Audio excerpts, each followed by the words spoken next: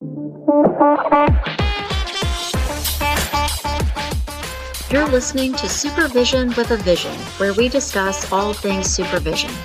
I'm your host, Sarah, professional counselor, marriage and family therapist, play therapist, eating disorder specialist, and cookie lover, with my co-host, Heather, marriage and family therapist, certified Together in Texas counselor, a Texas transplant from California, and outdoor adventurer.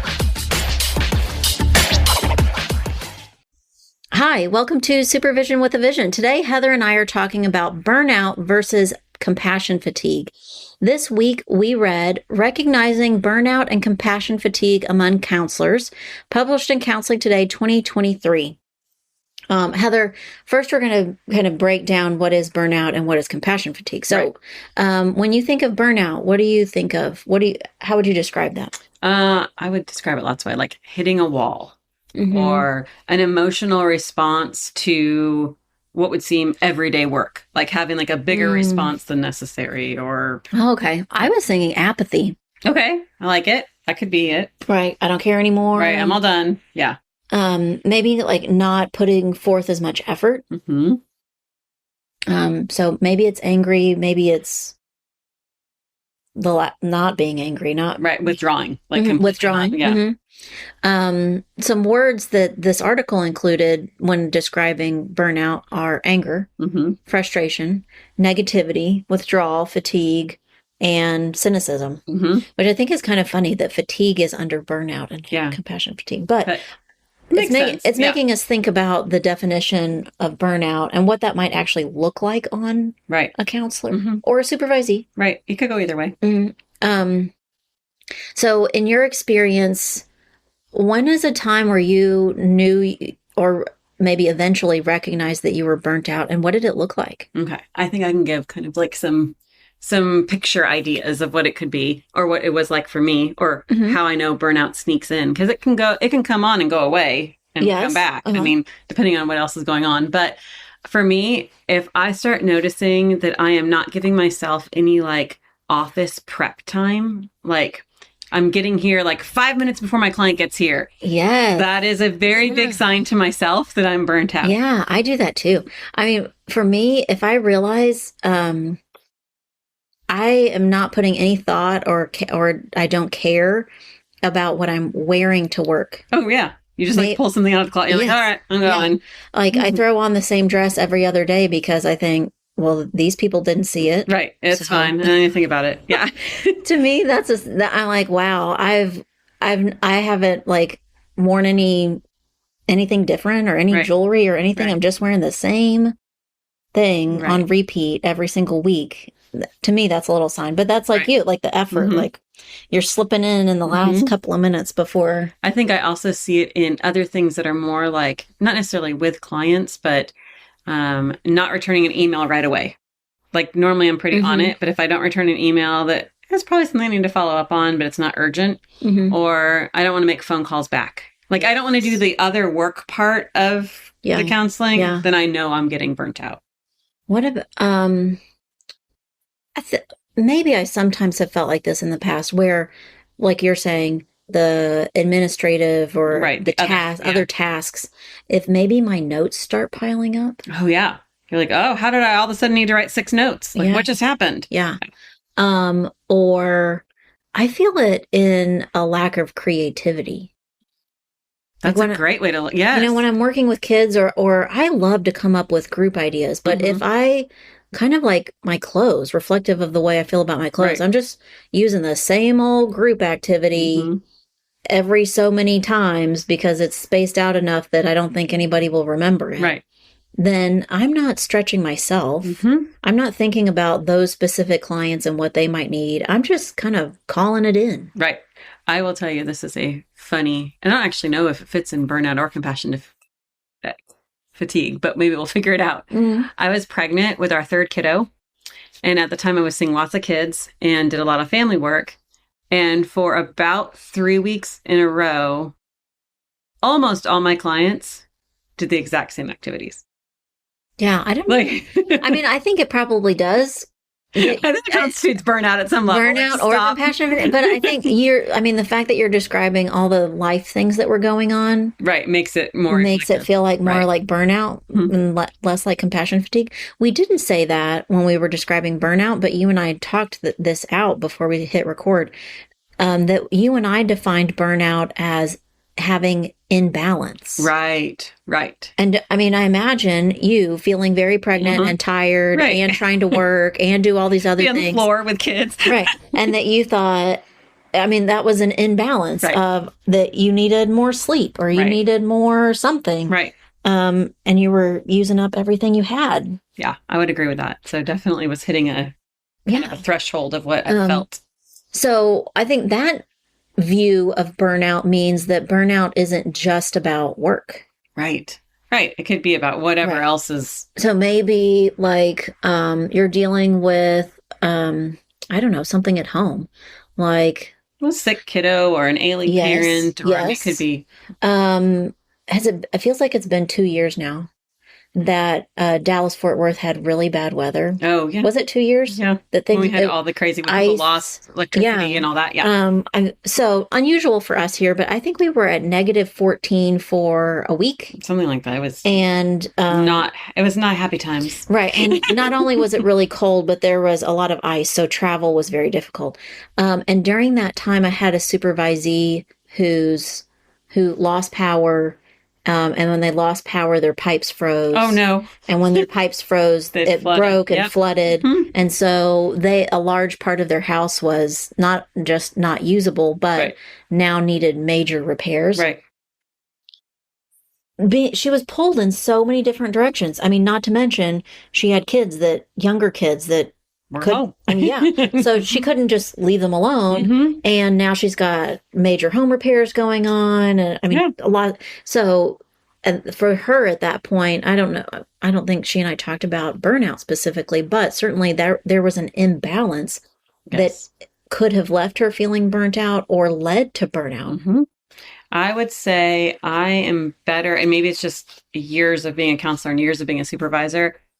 It still will sneak up on me where I'll be like, oh, yeah, that's burnout. Like that's what's coming, or that's why I'm feeling this way. But I do think I'm better now at trying to kind of like be aware that catch it. Either, well, are you saying recognize these are some risk factors and I should be thoughtful, or catch it in its infancy when it's just a little baby burnout, and go, ooh, I'm feeling this way. And that's usually when I will either reach out to a colleague, or I will sometimes just reaching out to a colleague and talking about cases and kind of like getting your brain thinking different directions can fix it for a little bit. Mm-hmm. But I think also it depends on, like we were talking about, whatever else is going on in maybe the big world or maybe my small little world. But that's a good point too. Can all change. That maybe this imbalance is like politics around us, or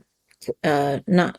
I was going to say climate change, but that's confusing. We're not talking about weather, not specifically, but I think sometimes that imbalance is specifically work related. I think the most recently, when I was feeling most burnt out, I just couldn't manage all of the tasks that I had. Oh, yeah. I couldn't get everything done and sleep enough. Mm-hmm. Or I couldn't do all of those things and work out regularly, which helps you in balance. Is an important part of balance for me. So it could be specifically work imbalance, but it could also be imbalance related to other things. Yep. What about, it makes me think, when I say work imbalance, it makes me think about school counselors feeling like they're either very heavy with administrative tasks, or they're very heavy with kid interaction. Right, behavioral interventions. Right, and that either way, depending on the person, that might feel uncomfortable and lead to burnout. Right. That maybe they're wanting or are more comfortable with one of those things, and it's shifted, and now they're doing a lot of the thing that they aren't happy with or doesn't excite them. Okay, what about compassion fatigue? So if we've defined burnout as an imbalance and that it results in feeling angry, frustrated, negative, withdrawn, fatigue, cynical, Then what's our definition of compassion fatigue? I think compassion fatigue for me is a little bit more deeper. I don't know if that's the right word I want to use, but like a stronger sense, maybe something internal for me, like something that takes over more than just like, oh, an awareness of it. It's a deeper. I don't want to say darker. I don't want to say darker. I'm not trying to go more so negative. Maybe, it's different. Are you saying burnout, and maybe this isn't 100%, but maybe more often burnout is an external factor and compassion fatigue is an internal factor. So it's internalized, meaning, so more personal, right? When you say deeper, yep, more personal. Yeah. I think more inclined to like. I wouldn't say like I'm gonna say withdraw again, but not withdraw in like the same type way. I mean like just like, oh, I don't want to go. Like really pulling back to other activities. Yeah, that's one of the words that the article uses to describe this. A sign or a symptom of compassion fatigue is avoidance. Okay. It lists addiction. Okay. Detachment, sadness, grief, lack of intimacy. I think a lot of those, all those personal things. Yeah, I think a lot of those things are a way of withdrawing, a kind of retreating almost. Right. Like I can't. This is too hard to continue to experience. Earlier, when we were talking about the definition, first we said burnout was a feeling of imbalance, and then we said compassion fatigue was a result of exposure. Right. That like you've been too much. I had a supervisee recently that was a nurse for 15 years before she was a counselor. And so she was still working in a medical setting. And she felt like, how can I have compassion fatigue when I've only been doing this like 2 years? Like, and I was like, well, you have a history with this. This isn't just brand new. You were actually probably doing a lot of counseling as a nurse without even realizing it. Or even people work. Right. Being connected and being in the same kind of medical situation. I think it makes sense to me that first we defined compassion fatigue as like overexposure. Right. And that you're describing the symptom or the reaction to overexposure is withdrawal. Right. Like trying to get away from that, whatever overexposed whatever thing situation it is. Yeah. But I like that. I think a lot of counselors, come from other fields sometimes, so they've already done some sort of people work, right? As teachers or some other position where they had a lot of interaction with people, right? And then you're exposed to more things, and you don't realize that even though taking a shift into the counseling field or working mental health, you have a lot of the people skills, but it can quickly turn into compassion fatigue because maybe you haven't gotten a break from it. I feel like not right now, but in past years, I've had a run of supervisees that were previously teachers. Oh yeah. And I feel like they come to counseling with some degree of that. I agree. And the way that they talk about almost every single one of those previous teachers, new counselor, supervisees, is worried about using their teacher voice. Yep. And they're kind of like, they're overly cautious and a little bit grossed out by their teacher voice. Own voice. Yeah. Yeah.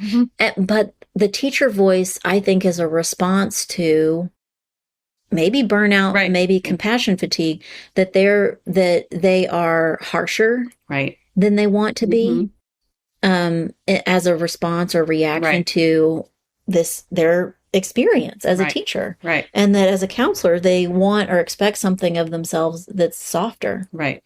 I have a supervisee that was a teacher for a long time, and she did not realize how her tone was coming out with parents and with kiddos. I don't think the kids don't really necessarily pick up on it as much, but with parents. And one of her parents said something to her like, you can tell you've been in education for how direct you are, or something. And she was actually very hurt by that because she thought she had softened it. She thought that she had like made some, like almost like she was thinking, I thought I had them fooled. Right. I thought I covered my ugly teacher wart. Right. And they saw it. They figured me out.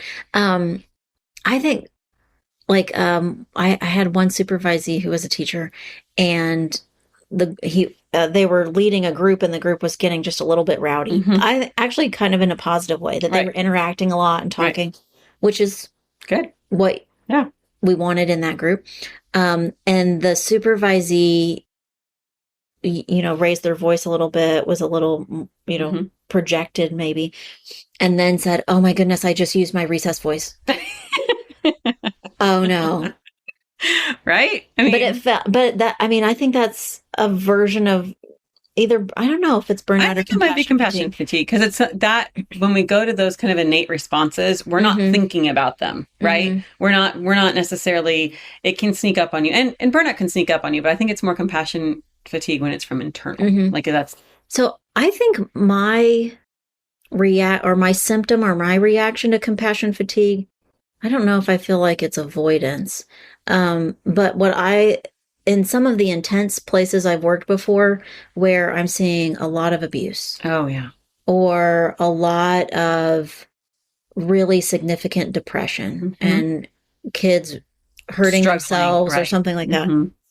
That I start to think that that's everywhere. Right. That I start to think that that's how all kids are. Right. I remember my first position out of grad school, and that's what I saw all the time.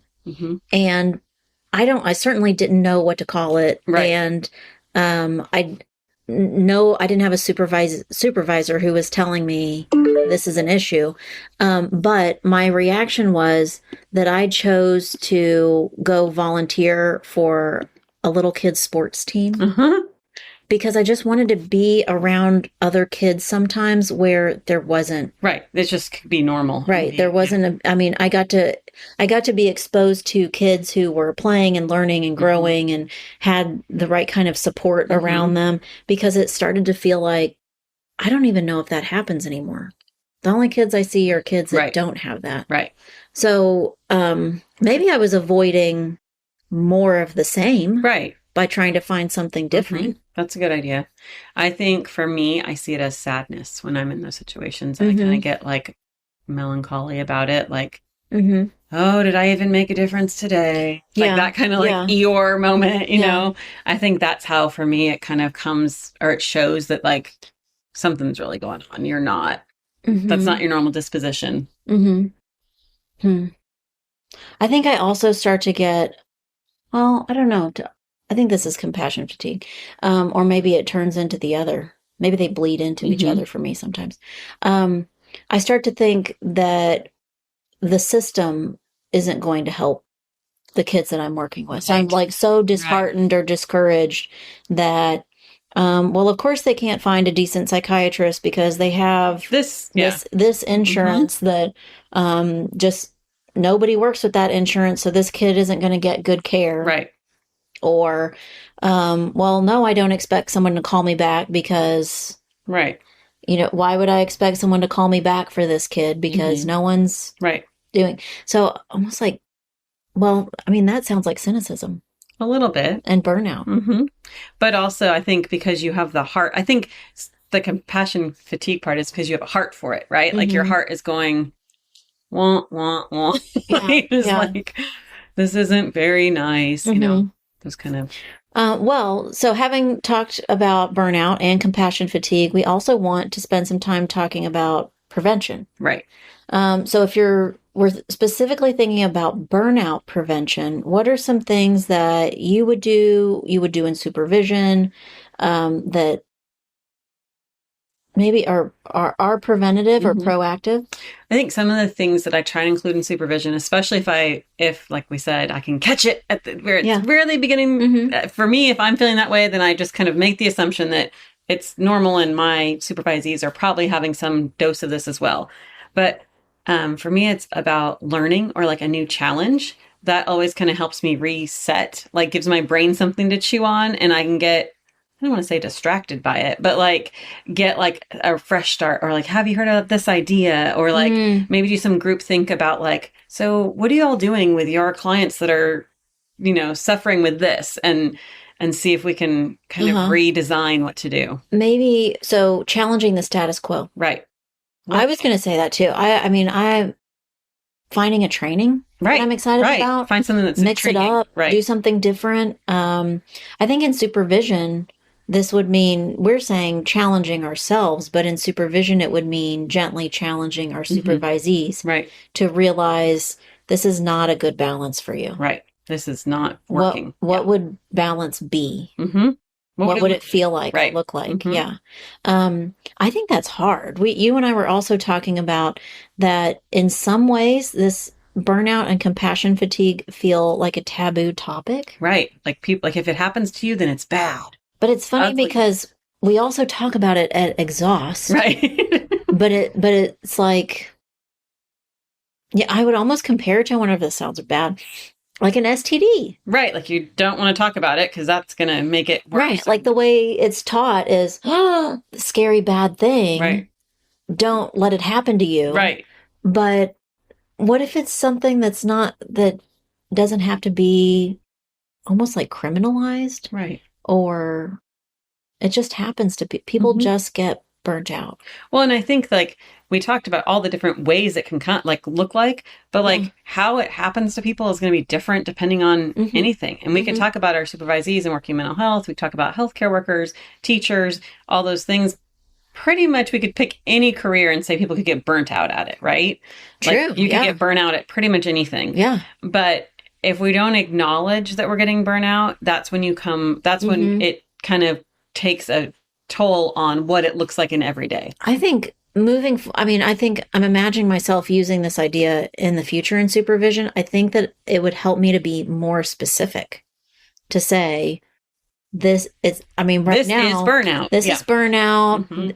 Your life is imbalanced. And that I'm even thinking of all the life circumstances that my supervisees have ever gone through, like having a baby. Right. That's not a bad thing. Right. It's a good thing. It is the definition of imbalance. Right. Nothing's going to be balanced ever. Right. So like you're not sleeping enough, or all of every routine you had is now changing. So of course that's right. When I think back to like prevention of that burnout, obviously we have life things that are going to come up, whatever they are. But then shifting and saying, how does that impact my work? Right. Right now, I have a senior that's graduating high school. We're making college decisions. I've got lots going on with my boys and different things that they have going on. And so for the time being, like, I'm not taking over any new tasks of anything that needs to happen work-wise. Of like show up, do my job, see my clients, and like I'm not going to push it beyond what I would do because that's like safe. Like I have the number of clients I want to have. I have the work life balance right now that needs to shift more to the family side because that's what's good for me right now. Yeah. Maybe it sounds like we're both describing getting far more specific than, like, I feel like in school, create a burnout prevention plan. Right. Whatever. That's hypothetical and we were talking beforehand, like we both say, go outside, go for a walk, get some exercise. Like, I mean, which I think is good. They're good. But I like in the case of, hey, you are 7 months pregnant. Right. There's going to be a baby. There's a baby that's going to interrupt your life. Right. So imagine the kind of specific imbalance that comes with that. Right. And start making real plans for what are you going to do about that? How are you going to help? So not a hypothetical, if this were to ever happen to you. Right. But no, it's going to happen. This is what we're going to do to be preventative for this not to happen. And because you're very specific, then you can also be very specific in what would address that. Right. My example, I was describing being so busy that I wasn't sleeping as much as I usually would, and I wasn't working out regularly. Stop in that scenario. Then we're talking about me very specifically working on, I have to figure out how to sleep enough hours. Right. I have to actually make myself do this other adjustment, this personal adjustment. Or maybe I can't work out as much as I would like, or when I would like, but I have to make a plan. Very specific, specific, concrete plan to make that happen. Right. And keeping that flexibility that it may not be like if you love to work out in the morning, but you have a lot of morning clients, well, you may have to shift and work out in the evening and making that the priority that like that workout keeps me balanced. Right. Okay. How about preventing compassion fatigue? I think that one's harder. Stay with us. We'll be right back. Hey, quick question for you. Are you someone who wants to be fit, healthy, and happy? And what if I told you you could get your dream body by simply just listening to a podcast? I'm Josh. And I'm KG, and we're the hosts of the Fit, Healthy, and Happy podcast. Listen, we get it. Fitness isn't easy. Carbs, no carbs. Just stop, okay? It doesn't have to be that complicated. And that's why we made this podcast. We get straight to the facts so you can become your best you. So the way to check us out is click the link in the show notes or search Fit, Healthy, and Happy podcast on any of the major podcast platforms. We'll see you soon.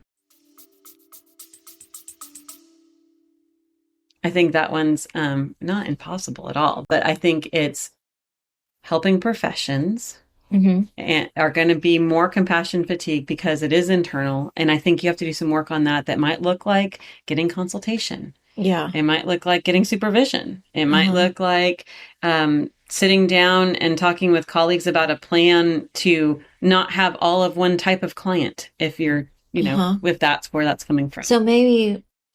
I'm imagining the reason it's harder is because you can't see this on the outside right away. Right. And it looks different for every person. So maybe part of prevention is looking for some red flags. Okay. Like for yourself. Right. Knowing what those personal red flags are, meaning, I don't know. So if we're talking about avoidance, addiction, detachment, sadness, grief, lack of intimacy as symptoms of compassion fatigue, if we're avoiding, what was your example of avoiding was withdrawing. Right. Maybe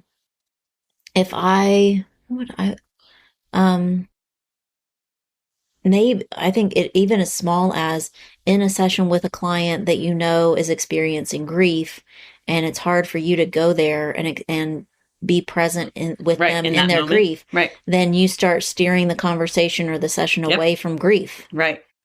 Right. Maybe that's a sign. Maybe that's a little tiny baby sign. You just did that. Yeah. They said, I'm really sad. And I said, isn't it pretty outside? They're like, whoa. What just happened? Right. I just turned that around really quickly. So maybe, that you're describing, you have to have awareness of self, which is tricky sometimes, or you gain it through work. You have to do something to increase your awareness. Right. But after having some awareness, then recognizing what are the symptoms or what are the signs that are unique to you. I don't know. I think I've shared this story before on the way, like a while ago, but I used to work for a program that was grief. Everything we did was grief. And part of the program was you came for dinner, you had some time together with the families, and then everyone split into their appropriate groups based on age.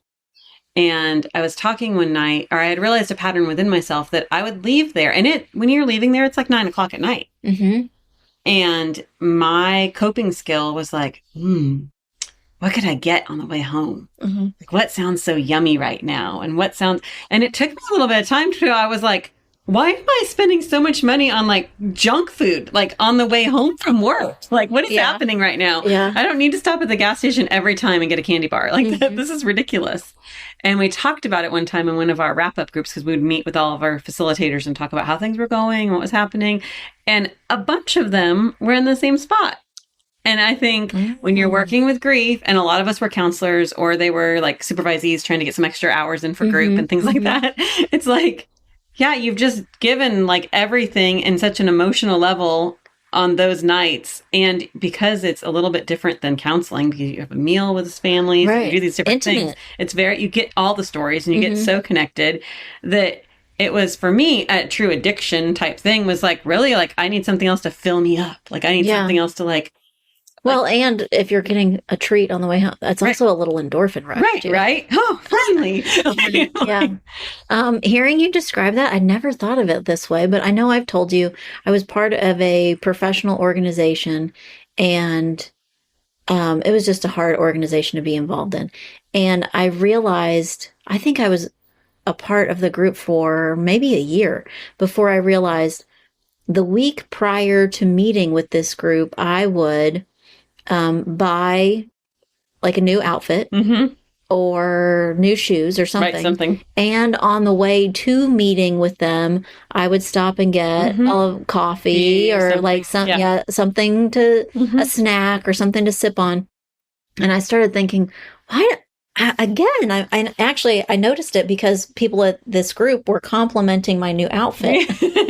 You're like, and I thought, and then next time I come here. Yeah, that's what it was. I thought, wow, I mean, every time I come here, someone says something and I thought it was becoming a pattern of filling myself up or meeting my needs in other ways because this was draining. Right.